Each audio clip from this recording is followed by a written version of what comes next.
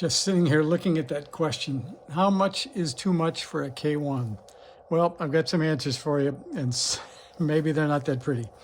So today I saw a K1 on eBay sell for $405 plus some shipping, I imagine 25 or so. And that seemed like a lot of money. Well, then I looked at myself in the mirror and I said, but wait, you paid $375 for yours and there was $25 shipping. Okay, so then I began to learn about the K1 and I found out I bought an old K1. So the first thing I found is that if you power up your K1, hold any button, you can read the firmware version. And so you ask, why is that important?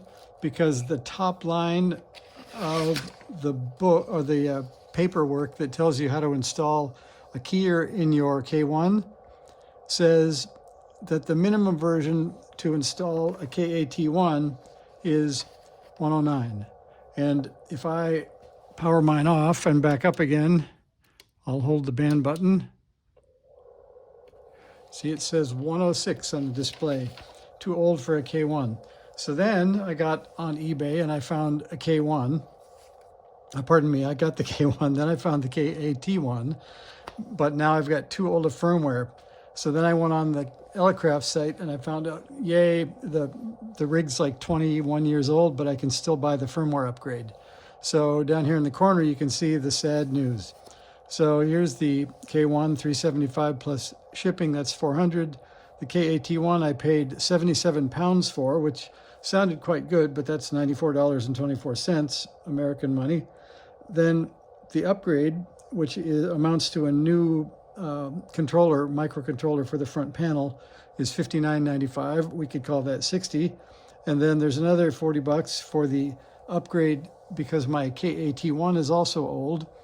So now we get down to how much is too much for a K1. Well, $594.14 is probably too much for a K1. So today's deal on eBay was a 4-band. I've got a 2-band. It had a backlit display. I've got no backlight because it's too old. I still have to go through the K1 upgrade procedure, which I learned about after I bought it.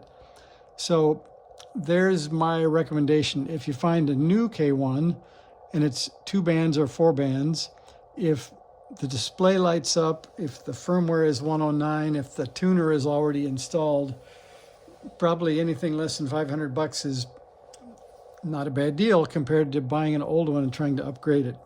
So there's today's rant. Thanks for watching.